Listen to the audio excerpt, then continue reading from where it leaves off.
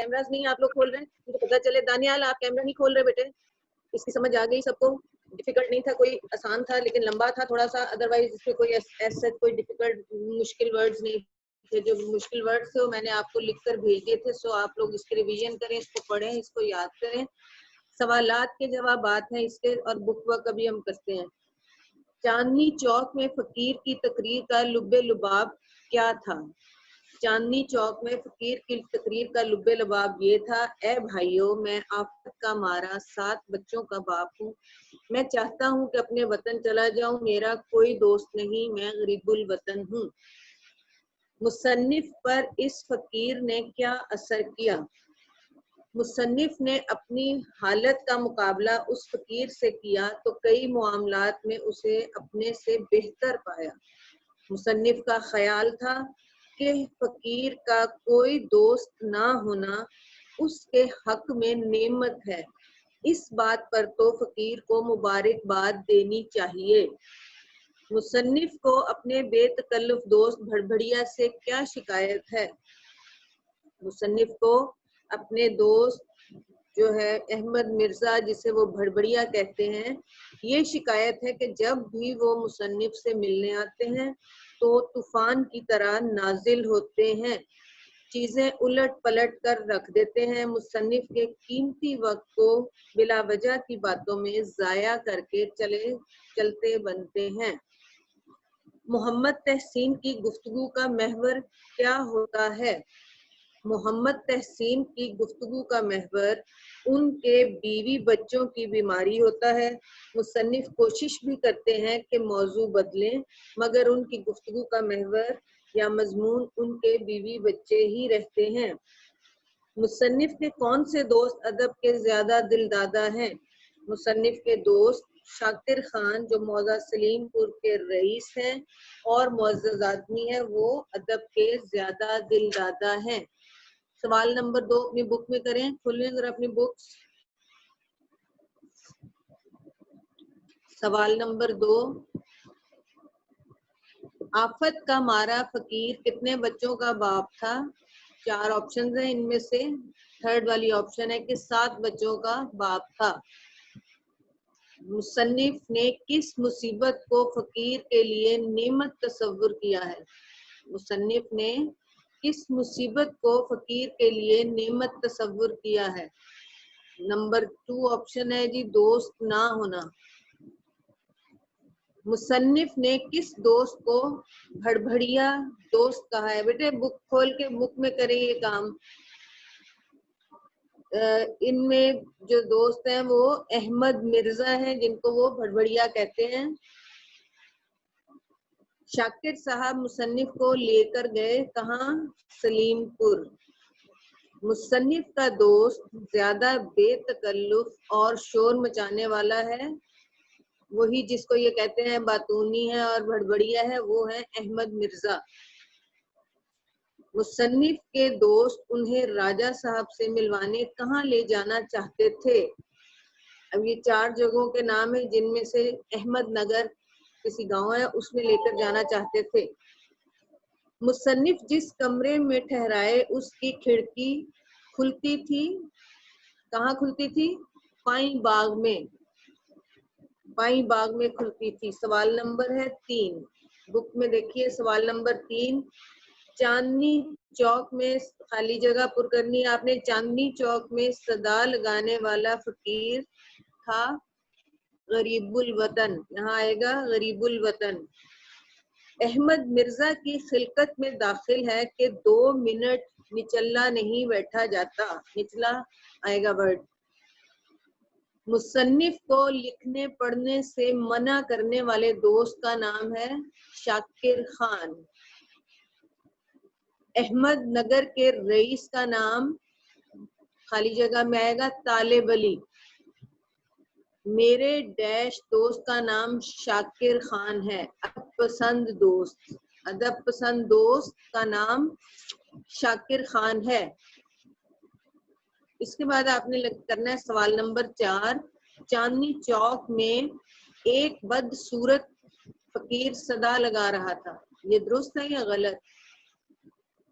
قبول صورت تھا وہ ٹھیک تھا، غلط ہے یہ. فقیر کے پاس سب کچھ تھا، اس کا کوئی دوست نہ تھا، یہ درست ہے. احمد مرزا کو مصنف نے بھڑبھڑیا کا نام دیا ہے، جی یہ بھی ٹھیک ہے. شاکر خان کے ہاں سیاہی کی دوات خشک اور قلم بغیر نب کے تھا، جی یہ بھی ٹھیک ہے.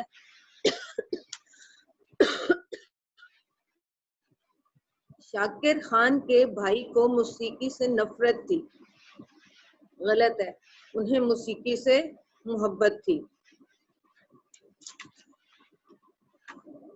آپ کا یہ چیپٹر آپ کا ہو گیا کمپلیٹ. اس کے بعد میں نے آپ کو کام دیا تھا تفہیم نمبر 5 اور تفہیم نمبر 6، اس کے کوشچن آنسر آپ کر لیں. پھر غزل کرتے ہیں ہم، غزل نمبر 2. تفہیم نمبر 5 ہے قیام پاکستان میں خواتین کا حصہ مردوں کے برابر ہے. اس عنوان پر کچھ 5 سطریں لکھیے. اس کا جواب ہے قیام پاکستان میں خواتین کا کردار بہت اہم ہے. قائد اعظم کی بہن محترمہ فاطمہ جناح مسلم لیگ کے پلیٹ فارم پر خواتین کو اکٹھا کرنے میں ہمہ تن سرگرم رہیں. بیگم رانا لیاقت علی خان، بیگم شاہ نواز اور دیگر خواتین نے تحریک پاکستان میں خواتین کے اندر آزادی کے جذبے کو پروان چڑھایا اور مردوں کی طرح کام کیا. دستے راست اور ہراول دستے سے کیا مراد ہے؟ دستے راست سے مراد ہے دائیں ہاتھ والا، اس سے مراد قریبی ساتھی، معاون اور مددگار کے ہیں، جبکہ ہراول دستے سے مراد وہ دستہ ہے جو جنگ میں سب سے آگے اور نمایاں ہو کر لڑائی کرتا ہے. ماں کے فرائض و کردار کیا ہے اور محترمہ مادر ملت کا کیا مرتبہ ہے؟ ماں کا شمار دنیا کی عظیم تر ہستیوں میں ہوتا ہے. وہ اولاد کی اولین تربیت ساز ہوتی ہے، بچے کی حفاظت، نشوونما اور پرورش کی ذمہ دار ہوتی ہے. محترمہ فاطمہ جناح کو مادر ملت کا مرتبہ دینے سے یہ مراد ہے کہ انہوں نے پوری قوم کے لیے ایک مثالی ماں کا کردار ادا کیا. احتساب سے کیا مراد ہے؟ احتساب سے مراد ہے حساب لینا یا محاسبہ کرنا. حکومتی اداروں میں لوٹ مار یا حکومتی خزانے میں کی گئی بدعنوانیوں کا حساب لینا احتساب کہلاتا ہے. مادر ملت کا سب سے بڑا کارنامہ کیا تھا؟ مادر ملت کا سب سے بڑا کام قائد اعظم کی ہر مرحلے میں مدد کرنا، صبح شام ملک کے کاموں کے لیے مصروف عمل رہنا، نظریہ مقصد اور قوم کی ہم آواز ہونا تھا. قائد اعظم کی وفات کے بعد بھی انہوں نے قوم کا خیال رکھا اور وطن کو مضبوطی اور استحکام بخشا. اس عبارت کا مفہوم ہوگا محترمہ فاطمہ جناح کی ملی خدمات، یا دوسرا ہوگا عنوان مادر ملت اور پاکستان. تفہیم نمبر 6 مختلف زبانیں انسان بولتے ہیں. زبانوں کے ان کے ماہروں نے مختلف خاندانوں پر تقسیم کر رکھا ہے. ان میں 2 خاندان بہت مشہور ہیں، ایک سامی اور دوسرا آریائی. سامی خاندان میں عربی اور عبرانی وغیرہ زبانیں شامل ہیں، اور آریائی خاندان میں نہ صرف پاکستان اور ہندوستان کی بہت سی زبانیں شامل ہیں بلکہ یونانی، اطالوی، جرمن، فرانسیسی اور انگریزی زبانوں کا شمار بھی اسی خاندان میں ہوتا ہے. دراصل آریائی خاندان کی زبانوں کا بہت بڑا خاندان ہے اور اس سلسلے میں کوئی دوسرا خاندان اس وسعت کی برابری نہیں کر سکتا. زبانوں کے آریائی خاندان کی شعاعیں پاکستان، ہندوستان، ایران، انگلستان اور یورپ کے مختلف ممالک تک پھیلی ہوئی ہیں. اس کے سوالات ہیں: زبانوں کے 2 مشہور خاندان کون سے ہیں؟ زبانوں کے 2 مشہور خاندان کون سے ہیں؟ سامی اور آریائی ہیں. عربی اور انگریزی زبانوں کے کس خاندان سے تعلق رکھتی ہیں؟ عربی زبان کا تعلق جو ہے وہ سامی خاندان سے ہے اور انگریزی زبان کا تعلق آریائی خاندان سے ہے۔ آریائی خاندان کی جن زبانوں کا ذکر کیا گیا ہے ان کے نام لکھیے۔ آریائی خاندان میں نہ صرف پاکستان اور ہندوستان کی بہت سی زبانیں شامل ہیں بلکہ یونانی، اطالوی، جرمن، فرانسیسی اور انگریزی زبانوں کا شمار بھی اسی خاندان میں ہوتا ہے۔ دنیا کے کون کون سے ممالک ایسے ہیں جہاں آریائی خاندان کی زبانیں بولی جاتی ہیں؟ آریائی خاندان کی زبانیں پاکستان، ہندوستان، یونان، اٹلی، جرمنی، فرانس اور برطانیہ میں بولی جاتی ہیں۔ ہماری قومی زبان کس خاندان سے تعلق رکھتی ہے؟ ہماری قومی زبان کا تعلق آریائی خاندان سے ہے اور اس عبارت کا عنوان ہوگا زبانوں کے دو خاندان۔ ٹھیک ہے بیٹا، یہ سارا ریٹن ورک آپ لوگوں نے رجسٹرز میں کرنا ہے اور پورا صحیح طریقے سے کوسچنز لکھ کر آنسرز لکھ کر پھر کرنا ہے آپ نے۔ اردو کی بک کھولی، اپنی غزل نمبر 2 پڑھتے ہیں۔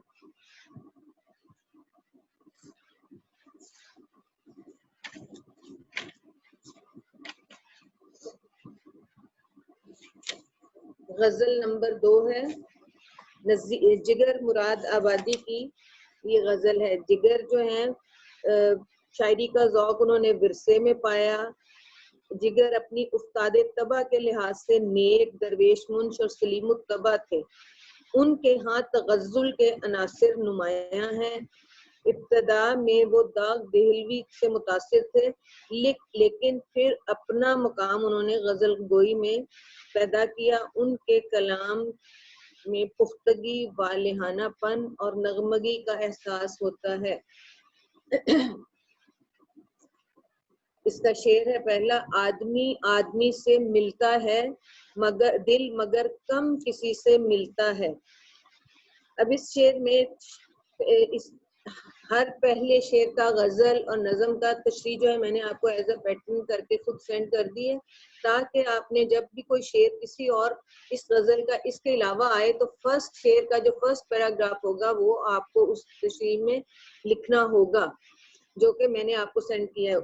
اس کے مطابق پہلے ہم اگر شعر کا پہلا کریں گے تو اس میں ہم پہلے شاعر کے تھوڑے سے 3 جملے یا تشریح کرتے وقت مصنف کی ادبی جو خدمات ہیں ان کے بارے میں 2-3 جملے۔ اب شاعر ہیں تو شاعر کی شاعری کے حوالے سے جو ان کی خصوصیات ہیں ان کے 3 جملے ضرور لکھنے آپ کو ہوں گے۔ اس کے مطابق آپ نے تشریح کرنی ہے۔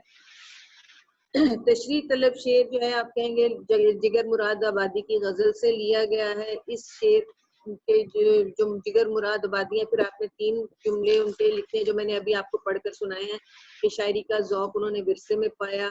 جگر اپنی استاد طبع کے لحاظ سے نیک، درویش منش اور سلیم الطبع تھے جو ہے اور ان کے ہاں تغزل کے عناصر نمایاں ہیں۔ ان کے کلام میں پختگی، والہانہ پن اور نغمگی کا احساس ہوتا ہے۔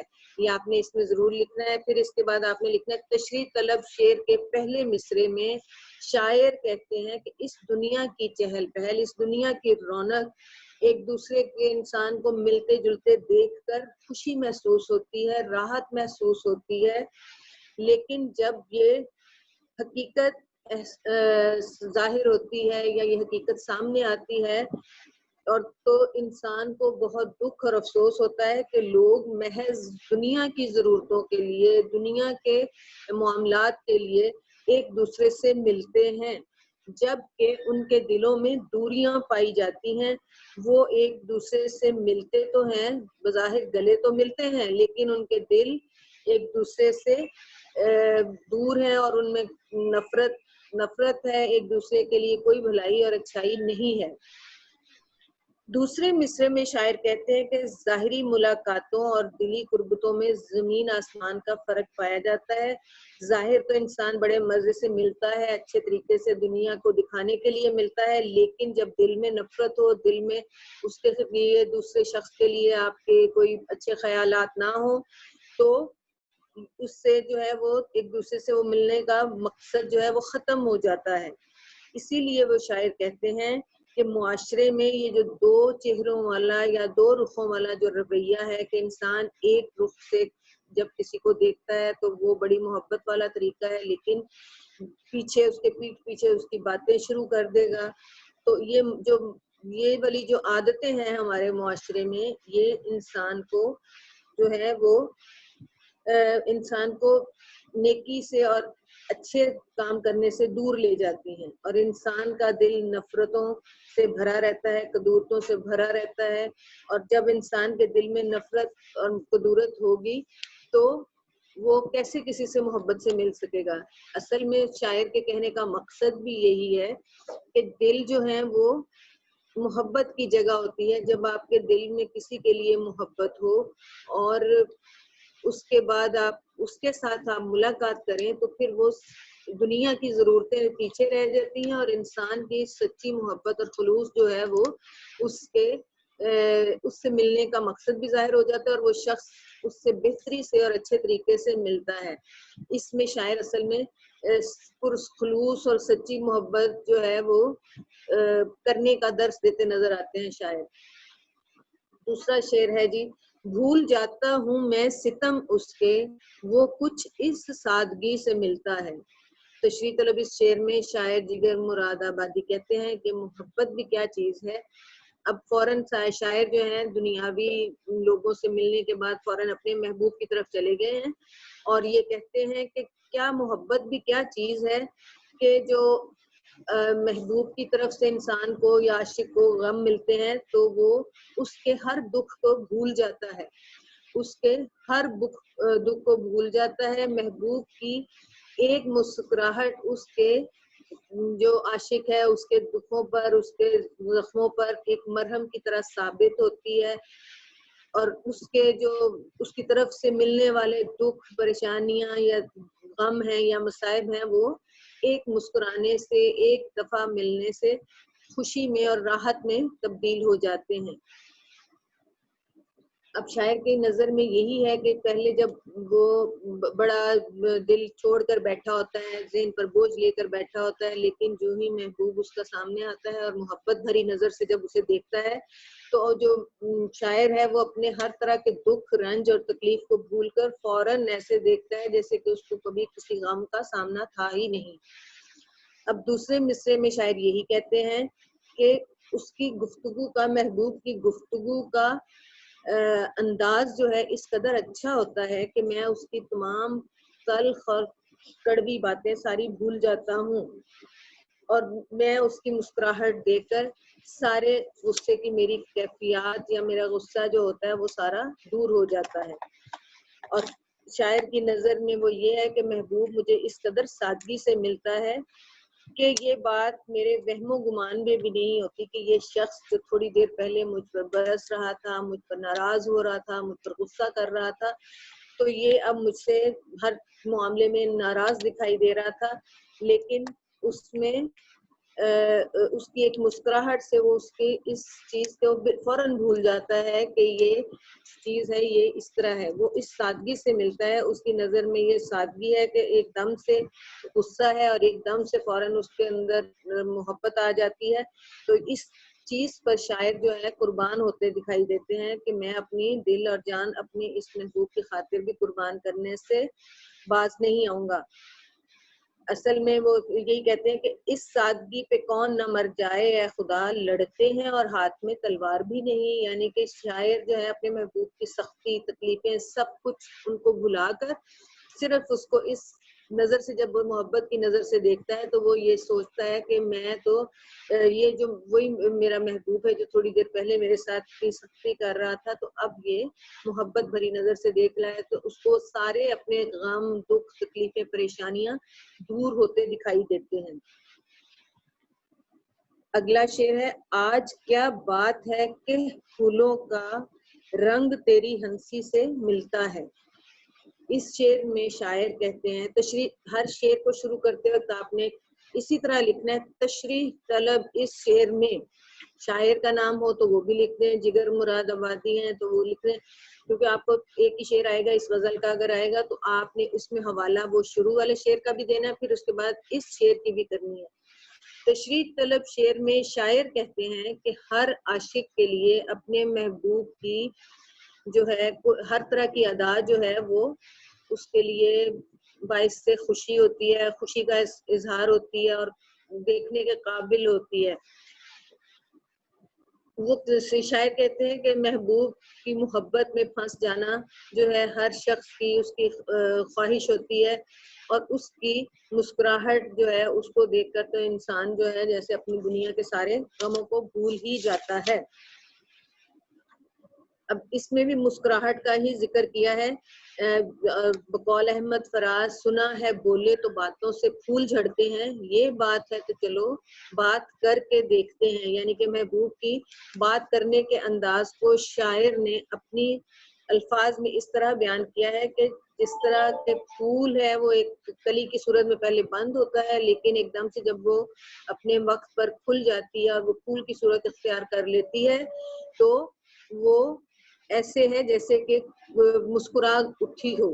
تو شاعر نے اسی طرح کے اپنے جو نا محبوب کے بارے میں ذکر کیا ہے کہ میرا محبوب ہر وقت سنجیدہ رہتا ہے، ایسے رہتا ہے، کوئی بات نہیں کرتا اور غصے کی نظر سے دیکھتا ہے، لیکن جب وہ مسکراتا ہے تو مسکراہٹ اس کی دیکھ کر میں اپنے سارے غم بھول جاتا ہوں، اور اس کی مسکراہٹ سے جو گلاب کا رنگ یا پھولوں کا رنگ ہے وہ اس کے چہرے پر کھل اٹھتا ہے، تو ایسے محسوس ہوتا ہے جیسے کہ جو پھولوں کا رنگ ہے وہ اس کی ہنسی سے ملتا ہے۔ یعنی کہ جو ہی شاعر کا جو محبوب ہے وہ مسکراتا ہے، اس کی ہنسی کو شاعر نے پھولوں کے کھلنے سے مراد لیا ہے، اور اس طرح پھولوں کے رنگوں کو اس نے شاعر کی جو ہے ہنسی سے تشبیہ دی ہے کہ رنگ اس طرح اس کے چہرے پر پھیلتے ہیں اس کی ہنسی آنے سے، جس طرح کے پھول کھلتے ہیں اور ان کے پھولوں کا رنگوں کا اثر جو ہے باغ پہ جانے والے ہر شخص پر پڑتا ہے۔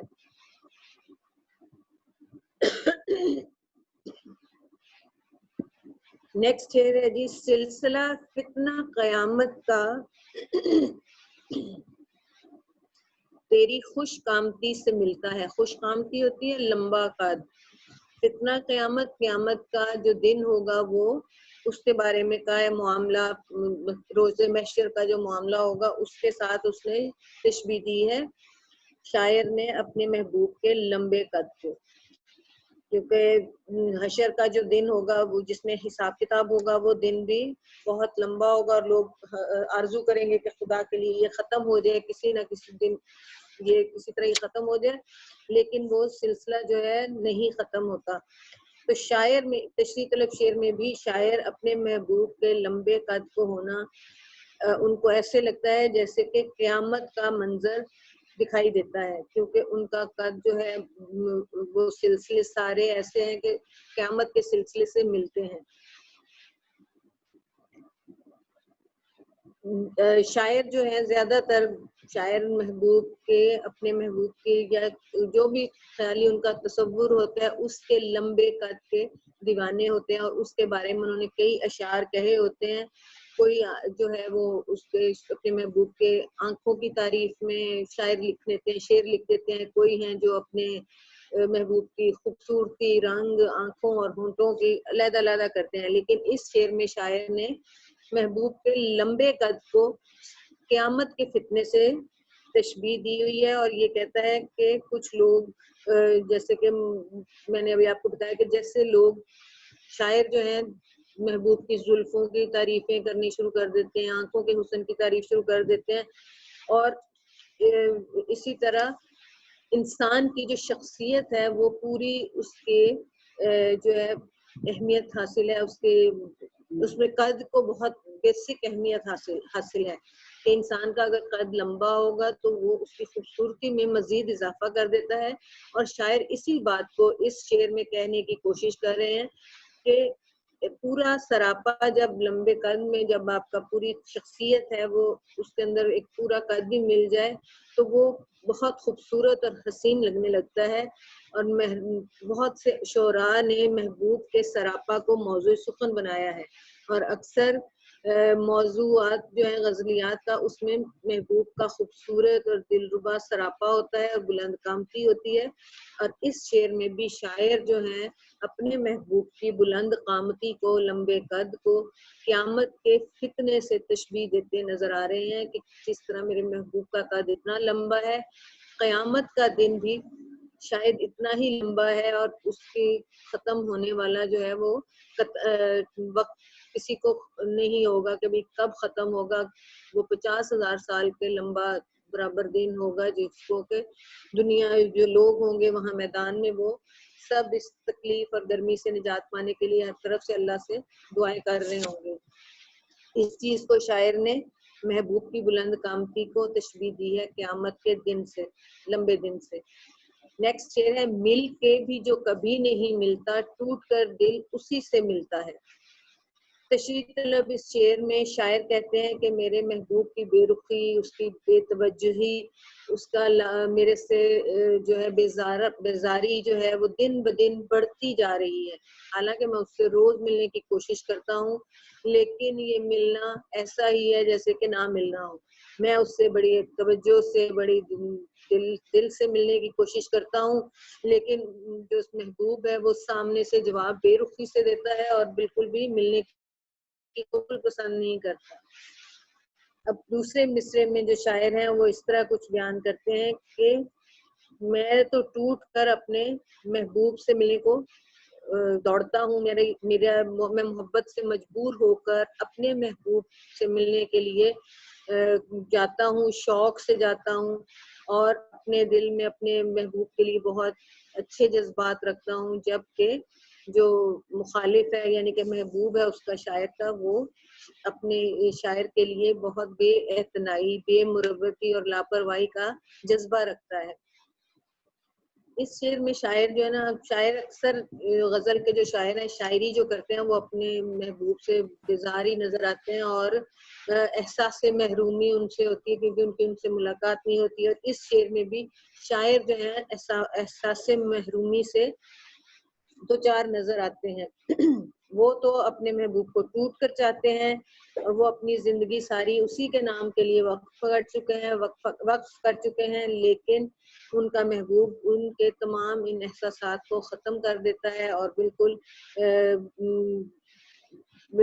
ان کی طرف نظر نہیں کرتا. اس کی نظر میں اپنے عاشق کے جذبات کی کوئی قدر نہیں، اور اگر ان سے کبھی کسی وقت اس کی ملاقات ہو بھی جاتی ہے تو وہ اس طرح ملتا ہے جیسے کہ وہ ملنا نہیں چاہتا، اور اس کے بجھے چہرے کے ساتھ وہ ملاقات کرتا ہے اور وہ یہ سوچتا ہے کہ میں اس طرح اپنے اسے، یعنی کہ وہ سوچتا ہے شاعر کہ اس طرح کا ملنا جو ہے وہ میرے کسی کام کا نہیں، لیکن پھر بھی ان کا دل یہی چاہتا ہے کہ میں جا کر اسی سے ملوں، یعنی کہ ٹوٹ کر دل پھر بھی ان کا اسی سے ملتا ہے. اب کسی شاعر نے یہ بھی خوب کہا اسی طور پر کہ میں نے تو چاند ستاروں کی تمنا کی تھی، مجھ کو راتوں کی سیاہی کے سوا کچھ نہ ملا. نیکسٹ شعر ہے جی جو ہے اس کا چھٹا شعر ہے کاروبار جہاں سنورتے ہیں ہوش جب بے خودی سے ملتا ہے. کاروبار جہاں دنیا کے کام. اس شعر میں تشریح طلب شعر میں شاعر کہتے ہیں کہ دنیا کے جو معاملات ہیں، دنیا کے جو کام ہیں وہ کامیابی سے چلتے ہی رہتے ہیں. انسان محنت کرتا ہے تو اپنے ساتھ جب محنت کرتا ہے تو اس میں کامیابی بھی حاصل ہوتی ہے، اور جب انسان کسی بھی کامیابی کو حاصل کرنے کے لیے اپنے آپ کو بھول کر محنت کے ساتھ، لگن کے ساتھ جب اس کام کو کرنے کی کوشش کرتا ہے تو وہ اس کے لیے جو ہے وہ محنت اس کو کامیابی پہ تبھی حاصل ہوتی ہے. شاعر مشرق علامہ اقبال بھی جو ہے وہ اسی چیز کو اپنے شعر کی زبانی بیان کر رہے ہیں کہ ہیں لوگ وہی جہاں میں اچھے، آتے ہیں جو کام دوسروں کے. بے خودی کی منزل کو پانے کے بعد، بے خودی ہوتا ہے کہ یعنی کہ اپنے آپ کو اپنی ذات سے بے خبر ہو کر دنیا کے معاملات کو جب انسان اپنی منزل کو پانے کی کوشش کرتا ہے تو دنیا کے جتنے بھی معاملات ہیں وہ خود سے ہی اچھے ہونا شروع ہو جاتے ہیں، وہ ٹھیک ہونا شروع ہو جاتے ہیں، سنورنے لگتے ہیں، کیونکہ اپنے آپ کو، اپنی میں کو، اپنی ذات کو مٹانا ہی سب سے بڑی کامیابی ہے۔ جب انسان دوسروں کے لیے سوچتا ہے اور اپنے آپ کو ختم کر دیتا ہے، اپنی میں کو ختم کر دیتا ہے اور دوسروں کے لیے جب سوچنے لگتا ہے تو اللہ تعالیٰ کی ذات بھی جو ہے وہ اس شخص کے بارے میں سوچنا شروع کر دیتی ہے، اور انسان کے دل میں جو ہے دوسروں کے لیے جب احساس پیدا ہوتے ہیں تو دنیا کے تمام کام سنورنے لگتے ہیں، خوبصورتی سے سجنے لگتے ہیں۔ یہ کاروبار جہاں سنورتے ہیں، دنیا کے کام جو ہے وہ اچھے ہونے لگتے ہیں، ٹھیک ہونے لگتے ہیں۔ جب انسان دوسروں کی بھلائی کا سوچنے لگتا ہے تو اس کا فائدہ جو ہے دنیا کے کام بھی بہتر ہو جاتے ہیں اور آخرت میں انجام بھی بہتر ملتا ہے۔ روح کو بھی مزہ محبت کا دل کی ہمسائیگی سے ملتا ہے۔ اب تشریح طلب شعر میں جو شاعر ہیں وہ یہی کہہ رہے ہیں کہ عشق اور محبت جو ہے روح کو زندہ رکھنے کا، اس کو طاقت دینے کا ایک ذریعہ ہے۔ روح کو خوشی اسی وقت ملتی ہے جب کوئی محبت اس کے در پر، اس کے دروازے پر دستک دیتی ہے اور جب عشق اس کا منتظر ہوتا ہے۔ اب شاعر جو ہے دل اور روح کی ہمسائیگی کا، اس کے ساتھ رہنے کا جو ہے وہ جو ہے خواہش مند ہے، اور وہ یہ چاہتا ہے کہ میں اس طرح ساتھ رہوں، اور اگر دل جو ہے اس کا مطمئن ہوگا، سکون ہوگا تو اس کو ہر طرف سے خوشی ملے گی۔ اب دل جو ہے وہ ایک مین مرکز ہے ہمارا پورے ہمارے جسم کا، جس کو محبت کا مرکز بھی کہا جاتا ہے۔ اسی دل میں محبت کی کرن، والدین سے محبت ہوتی ہے، بچوں سے محبت ہوتی ہے، اور جو بھی آپ کے دنیاوی رشتے دار ہیں، رشتے ہیں، ان سب سے انسان جو ہے محبت کا اظہار جب کرتا ہے تو مرکز جو ہوگا مین وہ دل ہوگا، جس میں دل میں ہی یہ چیز اٹھتی ہے تو پھر وہ کام کرتا ہے۔ اور اسی لیے انسان جو ہے وہ، شاعر جو ہے وہ یہی کہہ رہے ہیں کہ روح جو ہے اس کو ساری زندگی کا جو مزہ ہے اور سکون ہے وہ دل کے ہمسایہ میں رہنے سے ملتا ہے۔ یعنی کہ دل اگر اچھے طریقے سے سوچ رہا ہے، دل لوگوں کی بھلائی کے کام سوچ رہا ہے، دل کسی کی محبت میں سرشار ہے، تو اس کے ساتھ روح کا جو ساتھ ہوگا وہ اچھا ہوگا۔ تو اس طرح اگر ہمسایہ کوئی بھی ویسے بھی دنیا میں اچھا ہوگا تو اس کے ساتھ زندگی گزارنے کا جو ہے سکون وہ اچھا ہوتا ہے، اور اگر ہمسایہ برا مل جائے کسی کو تو وہ اس کی زندگی جہنم بن جاتی ہے اور وہ اس کی ہر طرح کی مصیبت میں ہی پڑا رہتا ہے۔ اسی لیے اس شعر میں شاعر نے کہا ہے کہ میری روح کو جو ہے ہمسایہ بننے کا جو میں خواہش مند ہوں، وہ اپنے دل کے ساتھ رہنے کا خواہش مند ہوں، کیونکہ یہ جو روح ہے اور دل ہے، دل محبت سے بھرپور ہوگا تو میری جو روح ہے وہ بھی خوش رہے گی، اور ہمسایہ جو اگر اچھا جیسے ہوگا تو میری اسی خوشی کا اظہار جو ہے میرے چہرے سے بھی ظاہر ہوگا۔ اور شاعر کو اسی چیز کو کہنے کی کوشش کر رہے ہیں کہ روح کو مزہ بھی محبت کا دل کی ہمسائیگی سے ملتا ہے، کہ اگر اچھا میرا دل سوچے گا تو میری روح کو اس کا سکون ملے گا، اور میں سکون سے اپنے جو دنیا کے جتنے بھی کام ہوں گے وہ بہتر طریقے سے انجام دے سکتا ہوں۔ اس کا جو ہے بک وقت کھولیے اپنا، سوالات کے جوابات۔ غزل کے مطلع کی نشاندہی کیجیے۔ غزل کا مطلع کیا ہے؟ اس کا پہلا شعر ہے۔ غزل کا مطلع ہوتا ہے سب سے پہلا شعر، اور غزل کا مقطع ہوتا ہے اس کا آخری شعر۔ پھولوں کا رنگ ہنسی سے ملنے کا مفہوم واضح کیجیے۔ شاعر جو ہے پھولوں کے کھلنے کو اپنے محبوب کی ہنسی سے تشبیہ دیتا ہے۔ باغ میں کھلے ہوئے پھولوں کا جو رنگ روپ ہے شاعر کے محبوب کی ہنسی جیسا ہے۔ محبوب جب خوش ہوتا ہے تو اس کے ہونٹوں پر ہنسی آ جاتی ہے۔ ٹھیک ہے، اور اگلا ہے کوشچن آپ کا، ہوش اور بے خودی کے ملنے سے دنیا کے کاروبار کیسے سنورتے ہیں؟ انسان جب ہوش و حواس میں رہ کر اپنے اندر جذبہ عمل پیدا کرتا ہے تو دنیا کے تمام کام کاج سنورنے لگتے ہیں، اور کوئی عمل کسی کام کو کرنے کا جذبہ، عمل کا جذبہ ہی کسی کام کی کامیابی کی ضمانت ہے۔ مطلع میں کس حقیقت کی طرف اشارہ کیا گیا ہے؟ مطلع میں اس حقیقت کی طرف اشارہ کیا گیا ہے کہ آج کے دور کا انسان خود غرض ہو گیا ہے۔ وہ بناوٹ کا لبادہ اوڑے دوسروں سے بظاہر تو ملتا ہے لیکن دل سے کسی سے نہیں ملتا، یعنی کہ انسان جو ہے بناوٹ سے اچھی شکل بنائے، اچھا سوچتے ہوئے لوگوں سے تو ملتا ہے بظاہر لیکن دل سے وہ نہیں ملتا۔ پانچویں شعر میں مل کر نہ ملنے سے کیا مراد ہے؟ اس سے مراد یہ ہے کہ انسان کچھ لوگوں کے ساتھ، بعض لوگوں کے ساتھ ایک عرصہ گزار دینے کے باوجود بھی دلی تعلق قائم نہیں کر پاتے، لیکن بعض اوقات کسی کی ناراضگی کے باوجود بھی اسی سے ملنے کو جی چاہتا ہے۔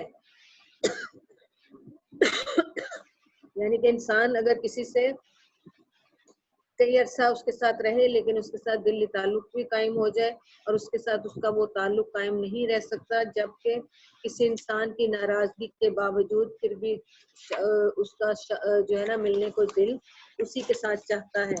سوال نمبر 4 کھولیے اپنا کتاب میں۔ سوال نمبر 4 ہے، درست جوابات پر نشان لگائیے۔ محبوب کے سادگی سے ملنے کا شاعر پر کیا اثر ہوتا ہے؟ کیا اثر ہوتا ہے؟ محبوب کے سارے ستم بھول جاتا ہے۔ شاعر جو ہے محبوب کے سارے ستم بھول جاتا ہے۔ آپشن نمبر 2 ہے اس کا صحیح آنسر۔ اگلا ہے خالی درست جواب پر نشان، پھولوں کا رنگ محبوب کی کس بات سے ملتا ہے؟ پھولوں کا رنگ محبوب کی کس بات سے ملتا ہے؟ فرسٹ آپشن ہے ہنسی سے۔ اگلا ہے فتنہ قیامت کا سلسلہ کس سے ملتا ہے؟ اس کی بھی یہ فرسٹ آپشن اس کا رائٹ آنسر ہے کہ محبوب کی خوش قامتی سے۔ محبوب کی خوش قامتی سے کیا ملتا ہے؟ فتنہ قیامت کا سلسلہ، محبوب کی لمبے قد سے۔